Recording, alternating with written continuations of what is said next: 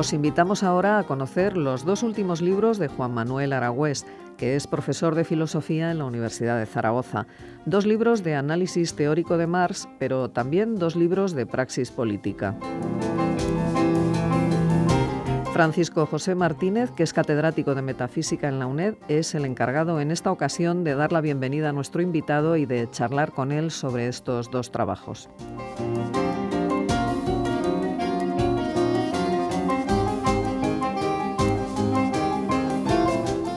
Bueno, pues hoy tenemos aquí la suerte de tener con nosotros a Juan Manuel Aragüés Estragüés, que bueno, es un viejo amigo y tiene mucha relación con la UNED, porque él es licenciado en Historia por la Universidad de Zaragoza, pero es licenciado en Filosofía por la UNED. Entonces, bueno, parte de un gran amigo, ¿no? Bueno, Juan Manuel Aragüés es profesor titular de la Universidad de Zaragoza, es un gran pensador en el área marxista, ha tenido una actividad teórica muy importante. Hoy vamos a ver 2 de sus últimos libros y al mismo tiempo una actividad práctica muy importante también, ¿no? Él fue secretario del PC en Aragón y también un dirigente de Izquierda Unida. Ha llevado una lucha política muy, muy importante, siempre buscando confluencias, siempre buscando unir la izquierda. Por otra parte, también tiene una dimensión periodística, ¿no? Y escribe prácticamente todas las semanas en el periódico de Aragón crónicas de actualidad, ¿no?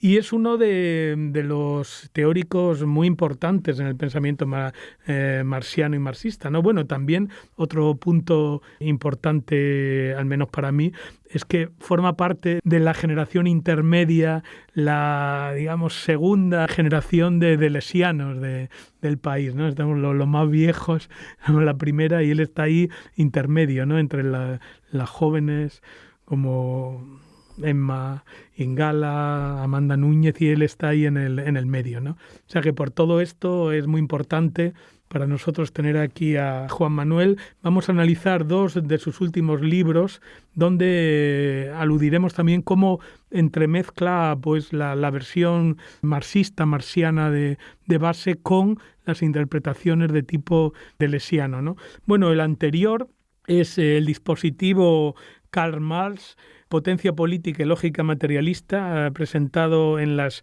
prensas de la Universidad de Zaragoza, esta editorial tan bonita que escribe cosas, por una parte, tan interesantes de contenido, pero también muy preocupada por la presentación, ¿no? A mí me gusta mucho esta editorial, incluso por el nombre, ¿no? Prensas de la Universidad de Zaragoza, muy bonito. Y el último acaba de publicar en Pretextos, Deseo de multitud, Diferencia, antagonismo y política materialista, ¿no? 2 grandes libros en el pensamiento marxiano, de análisis de Marx, y al mismo tiempo 2 libros de intervención política, ¿no? Yo creo que es muy importante esto, ¿no? Porque la presentación de Marx que hace Juan Manuel, pues por un lado es una reflexión sobre la obra a un nivel filológico muy interesante, pero al mismo tiempo es una reflexión dirigida a la intervención política, ¿no? Entrando en el primero, el dispositivo Karl Marx, Potencia política y lógica materialista, obviamente es solamente 3 pinceladas, ¿no? Sobre todo para intentar digamos, animar a los oyentes que lo lean, ¿no? Yo creo que es muy importante este libro porque tiene una visión de Marx que no se ha desarrollado mucho, ¿no? Que es la versión, primero una versión ontológica de Marx, ¿no? Que eso también allí, yo como soy ontólogo, pues es una versión que me interesa particularmente, pero al mismo tiempo una versión hecha desde el ateísmo. Es decir, es que curiosamente es una versión de la obra de Marx y especialmente del Marx más maduro, pero vista desde el punto de vista del ateísmo, que teóricamente está unido pues al joven Marx, ¿no? Entonces yo lo primero que quisiera plantearle es justamente por qué adopta esta postura, ¿no? ¿Por qué el ateísmo? Y además como un dispositivo no meramente epistemológico, no meramente histórico, no meramente crítico, sino como un dispositivo ontológico para leer y para interpretar la obra de Marx. Bueno, lo primero, darte las gracias, Paco, por la invitación. Bueno, y respondiendo a tu pregunta, yo creo que Marx es un autor múltiple. Se pueden hacer muchas lecturas de Marx y, de hecho, es una constatación, ¿no? Que hay diferentes orientaciones en las lecturas de Marx.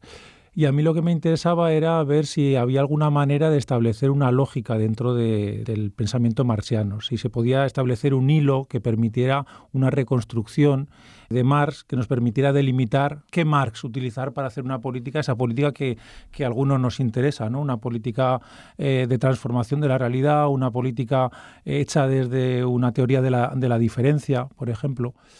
Y yo entendía que en esa dirección había una estrategia posible de aproximación que era el ateísmo. ¿Por qué el ateísmo? Porque yo creo que el ateísmo en Marx tiene una doble dimensión tremendamente interesante. Por un lado, una dimensión ontológica que nos lleva a que podamos recuperar un Marx que no tenga un carácter mecanicista, teleológico, que nos abre las puertas a una antropología de la diferencia. Es decir, que nos permite recoger el Marx que precisamente la tradición dominante, la tradición más dogmática, pues asociada al marxismo soviético, pues poco ha atendido. Nos permite, por un lado, eso, yo creo que es muy interesante, pero por otro lado también ese ateísmo marxiano es un ateísmo que no es un ateísmo sectario. Y yo creo que en estos momentos de la política el destacar las actitudes no sectarias en nuestra tradición política es algo tremendamente interesante, ¿no? Porque así como Marx entiende que toda posición, su posición ontológica está fundamentada en el ateísmo, sin embargo no hace del ateísmo luego piedra de toque política. ¿Qué quiero decir con esto? Que Marx no va a pedir credenciales de ateísmo a nadie para implicarlo en la lucha política. Es más, es una de las discusiones que tiene con Bakunin en el momento en el que se trata de articular la AIT. Hay muchos dirigentes que están en el proceso de constitución de la Primera Internacional que quieren que en los estatutos aparezca la mención al ateísmo. Y Marx dice que no le parece conveniente porque si hay gente que es creyente pero quiere participar en las luchas, debe ser bienvenida, ¿no? Entonces, Marx, por un lado, tiene esa dimensión de reivindicación radical del ateísmo, pero al mismo tiempo también tiene la posición política de decir, cuidado, no hagamos de esto un problema que nos impida la confluencia política, por decirlo de alguna manera. Sí, y este ateísmo como dispositivo ontológico se articula, yo al menos he sacado de este libro tan rico 3 temas que vamos a intentar desarrollar brevemente, ¿no? El primero, una teoría de la historia. Segundo, el problema teórico y práctico de la construcción de un sujeto antagonista. Y por último, el comunismo de lo común. Bueno, primero la teoría de la historia. Hay una discusión sobre si Marx desarrolla una filosofía, una teoría de la historia que se pueda aplicar a toda la historia, como desarrolló el Diamat soviético, ¿no? O se dedica solamente a estudiar el desarrollo del capitalismo tal como tuvo lugar en Europa y específicamente en el nivel más desarrollado que fue Inglaterra. Yo creo que este es un punto fundamental. Marx, filósofo de la historia, o Marx, analista del desarrollo del capitalismo inglés. ¿Cuál es la postura que defiendes tú ahí en el texto? Bueno, yo lo que hago es ir a Marx a ver qué dice Marx sobre la cuestión, ¿no? Porque la respuesta la tenemos en Marx. No en sus textos teóricos. Yo aquí hago una reivindicación de la importancia de ciertos textos, por ejemplo las cartas, para acabar de entender no solamente a Marx, sino el conjunto de los autores, ya sean filósofos, filósofas, escritores, cualquier tipo de pensador, a través de sus cartas muchas veces precisa cuál es su pensamiento. Y esto se ve en Marx. Si cogemos el epistolario de Marx, el extensísimo epistolario de Marx, veremos cómo precisa su posición con respecto a la cuestión de la historia, o incluso ciertos artículos de intervención en los que polemiza con incluso aquellos que erigiéndose en seguidores suyos o representantes suyos, en realidad están, entiende él, deformando su posición. Esto es lo que ocurre, por ejemplo, con sus seguidores rusos, ¿no? Es muy interesante ver cómo el Capital es recibido con enorme entusiasmo en Rusia. Sus seguidores empiezan a aplicarse a la lectura y desarrollo de los planteamientos del Capital.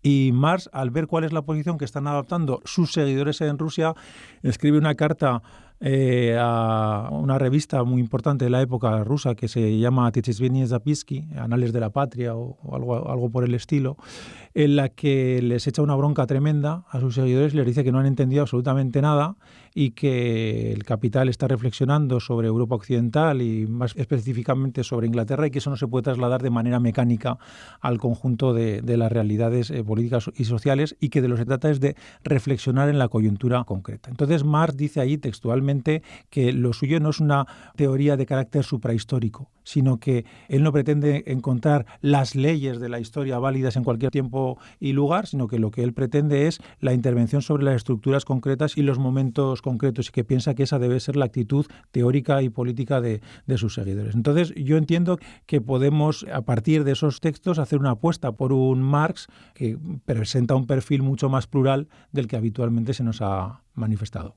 Y en el mismo sentido, y para poder pasar al siguiente texto, tú te dedicas aquí también en ese paralelismo, dualismo de análisis de la obra marxiana y al mismo tiempo, digamos, reflexión sobre problemas actuales, la construcción del sujeto antagonista y la importancia del comunismo de lo común. ¿Cómo articulas esto? Que claro, es una cosa, por un lado, filológica, la obra de Marx, pero por otro lado también es, como dicen los periodistas, de rabiosa actualidad, ¿no? Claro. ¿Cómo articulas la construcción del sujeto antagonista y el objetivo último de un comunismo entendido como una recuperación, una utilización masiva y por todo el mundo de lo común? Claro, es que a mí Marx me interesa en la medida en que puede ser un instrumento político. No hago una geografía, sino que lo que intento es rescatar en sus textos aquellas cuestiones que pueden ser útiles para la práctica política actual, ¿no? Y claro, a mí me ha ocurrido algo que es un tanto sorprendente, ¿no? Me he dado cuenta de la cantidad de cosas que se pueden aprender de Marx leyendo a Marx, aunque te creas marxista, ¿no? Yo me he reivindicado como marxista desde hace mucho tiempo y, sin embargo, releyendo ahora a Marx, pues me he dado cuenta de que algunos de los tópicos que yo desarrollaba, pues poco tenían que ver con los planteamientos de Marx. Y ahí está, por ejemplo, la cuestión del sujeto político que tan importante es, como decías, en la actualidad. Porque Marx nos dice algo tremendamente importante y es que el sujeto político aparece en el proceso de lucha, no es previo a la lucha, ¿no? Claro, y eso de manera tremendamente sorprendente se puede vincular con algo que en la actualidad defiende, por ejemplo, el Comité Invisible, que dice textualmente que no es el pueblo el que genera la revuelta, sino que es la revuelta la que genera su pueblo, la que genera su sujeto, ¿no?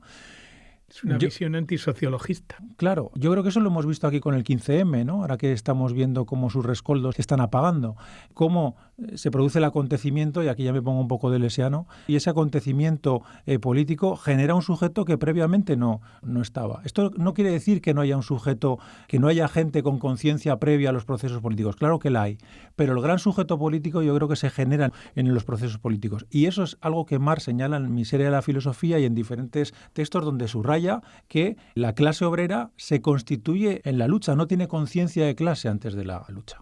Y el comunismo de lo común, es decir, que ahora, más allá del capitalismo o del liberalismo, del individualismo, más allá del socialismo como lo público, lo común, ¿no? Esa trilogía de categorías, pero que el acento pasa de lo público a lo común. ¿Cómo lo recuperas tú aquí? Bueno, ahí me han ayudado mucho teóricos también actuales, como es el caso de Laval y Lagdo, que yo creo que están haciendo un trabajo muy importante en ese campo. Tampoco ocultaré la cercanía con Negri, aunque con ciertas discrepancias. Yo creo que la política actual es la política antagonista, como yo la defino, la política crítica es una política de construcción de lo común. No me parece anecdótico pues que experimentos políticos de vanguardia, como han sido Barro para Casa, Zaragoza en Común o Barcelona en Común, todos estos movimientos han cogido este apellido de común, lo que hayan hecho haya sido fundamentalmente dos cosas: procesos absolutamente democráticos de participación y la construcción entre todos y todas de un programa político. Yo creo que esa es la base fundamental para el desarrollo de la política en la actualidad, y que ese es un camino que también Marx nos señala. Y nos señala además acudiendo a una categoría que habitualmente el materialismo no ha tendido a utilizar, que es la categoría de imaginación. Marx señala la importancia de la imaginación, como yo creo con una cierta lógica materialista, la importancia de la imaginación para la construcción de procesos políticos. Creo que estamos en un momento, y más en el contexto político que estamos viviendo en este país y en Europa, en el que a quienes nos sentimos herederos de Marx, la cuestión de la imaginación tiene que planteársenos como un reto fundamental a la hora de desarrollar la política. Y bueno, dejamos este libro aquí. Como veis, trata una serie de temáticas fundamentales y hay una cierta continuidad con el siguiente libro, ¿no? El deseo de multitud, diferencia, antagonismo y política materialista en pretextos. Aquí yo voy a hacer un sobrevuelo muy rápido, luego nos iremos centrando en algunos de los puntos. Yo creo que un punto muy importante, que además tú lo habías trabajado también en textos, es el planteamiento de la cuestión del maquinismo y lo del cyborg, ¿no? Cómo se articula, digamos, la biología con la mecánica y la importancia de la tecnología. Yo creo que ese es un punto absolutamente esencial que tú planteas de cómo invertir la relación de sumisión a la tecnología, a la utilización de la tecnología en digamos, de una forma para construir justamente el sujeto antagonista, ¿no? El siguiente tema que a mí me parece absolutamente central y que es el título, el deseo de multitud, ¿no? Con las dos nociones, deseo, y eso ahí como deleuzianos, pues claro, recuperamos toda la tradición deleuziana, en general del freudomarxismo, a partir de Reich, a partir de Marcuse, de cómo los elementos del inconsciente psicoanalítico pueden ser reinterpretados y reconstruidos por la política, y luego la multitud, que tiene que ver con el tema que habíamos visto de la constitución del sujeto, ¿no? Y bueno, pues estos temas. Primero, la utilización de la máquina y de las nuevas tecnologías de forma antagónica a la forma, digamos, que el sistema quiere que las utilicemos. Fíjate, eso me permite enlazar directamente con Marx otra vez, ¿no? Porque el famoso pasaje de las máquinas de los Grundrisse de Marx, claro, lo que estoy diciendo yo no es ninguna originalidad. En realidad le estoy cogiendo la mano a Marx e intentando decir en la actualidad cosas que él dijo hace más de un siglo, ¿no? Casi dos. En ese pasaje de los Grundrisse, Marx dice que el problema no son las máquinas, sino que el sujeto se ha convertido en un apéndice del obrero, el trabajador se ha convertido en un apéndice de la máquina, cuando de lo que se trataría sería de lo contrario, ¿no? De que la máquina fuera algo al servicio de los sujetos, de los trabajadores. Y lo enlaza con ese concepto tan importante que es el de intelecto general, ¿no? Esa concepción de que, esa convicción de que las sociedades capitalistas vampirizan toda la inteligencia social poniéndola al interés, al servicio del interés exclusivo del capital y no del conjunto de la sociedad. Todos los desarrollos tecnológicos, todos los desarrollos científicos son puestos al servicio de la producción y del desarrollo capitalista, pero no del bienestar humano. Y Marx lo que plantea es que ese intelecto general debe ser utilizado al servicio de la sociedad. Bueno, pues yo creo que en sociedades tecnológicas como las que tenemos en la actualidad, en las que nos hemos convertido en cyborgs, es decir, en individuos que no podemos prescindir de lo tecnológico, que llevamos constantemente el móvil, la tableta, el portátil encima, que estamos conectados, que tenemos herramientas magníficas para acceder al conocimiento y para actuar sobre la realidad, pero que son herramientas que muchas veces acaban por someternos.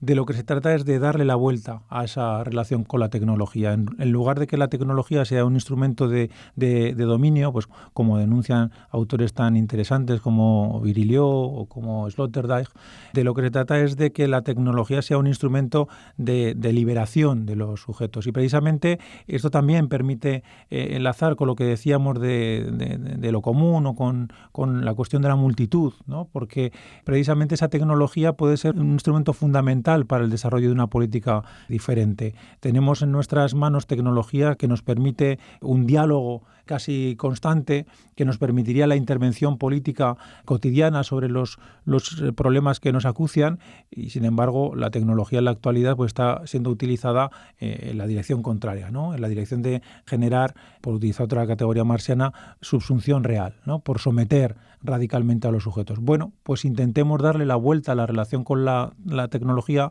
no hagamos una crítica a la tecnología porque es algo que ha venido para quedarse, a lo que no podemos renunciar y no debemos renunciar, pero sí intentemos darle la vuelta a la relación y utilizar la tecnología como instrumento político para la construcción de la multitud.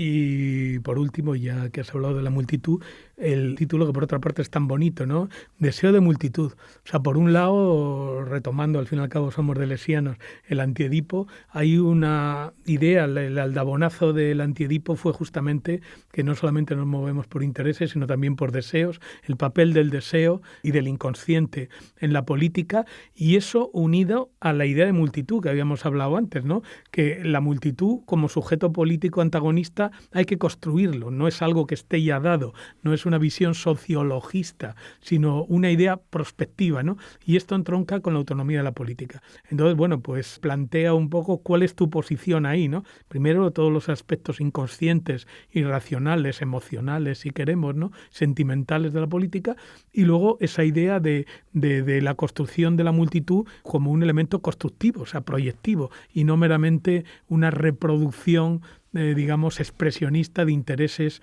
ya dados previamente. Sí, bueno, creo que lo has resumido perfectamente, ¿no? Quizá lo que me gustaría subrayar más es que precisamente esa idea de deseo de multitud a lo que apunta es a que si queremos construir la multitud, de lo que se trata es de desear estar juntos, ¿no? Creo que nuestra tradición política, la tradición política antagonista, revolucionaria, como le queramos llamar, bebe demasiado de lo que yo llamo el deseo de verdad. El deseo de imponer una verdad. Y cuando quieres imponer una verdad, estás condenando al error a aquel que no está en la verdad y le expulsas a las tinieblas exteriores, ¿no? Haciendo una expresión pues del sectarismo que ha sido tan tradicional en la izquierda. Frente a ese deseo de verdad, yo creo que de lo que se trata es de articular el deseo de multitud, ¿no? Para construir la multitud, desde mi punto de vista, hay una cuestión previa fundamental, que es el querer estar en esa multitud, el querer estar juntos, ¿no?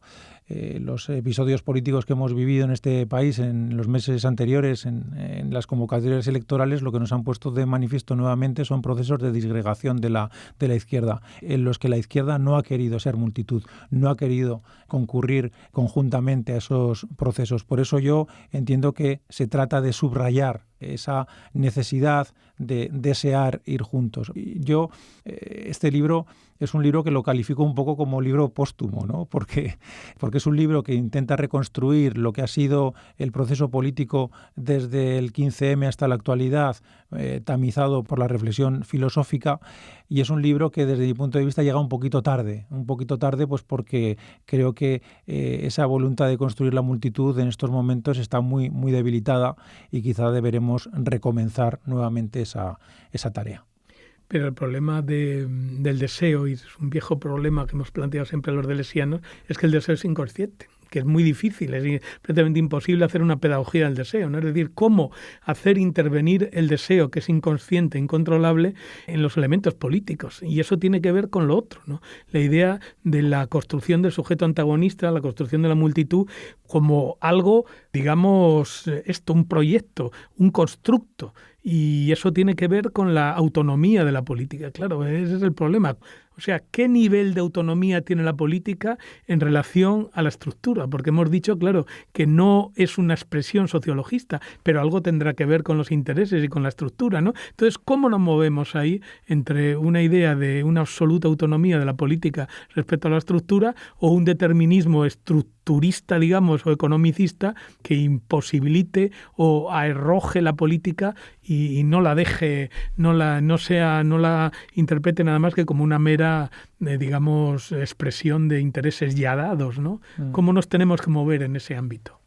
Si te fijas en el primer libro, las referencias hacia las que muevo a Marx es hacia Spinoza hacia atrás y hacia Nietzsche para adelante, ¿no? Quizá eso pueda dar una cierta respuesta a la pregunta que tú haces. Yo creo que ahí hay un autor en la actualidad que ha trabajado muy bien la cuestión, que es Frédéric Lordon, que ha publicado un libro en Prensas de la Universidad de Zaragoza, por cierto, Los afectos de la política, en la que intenta reflexionar sobre estas cuestiones, ¿no? Yo creo que un primer paso sobre esa cuestión es ser conscientes del carácter inconsciente del deseo. Es decir, tener esa conciencia, o por decirlo de otra manera, ser conscientes de que en las actitudes de los sujetos no solamente tiene peso lo racional, que quizá es uno de los déficits de la tradición política marxista, ¿no? Entender que somos seres, claro, ahí hay una raíz yo creo que muy kantiana, ¿no? Que somos seres absolutamente racionales, que tomamos nuestras decisiones solamente desde el ámbito de lo racional, y bueno,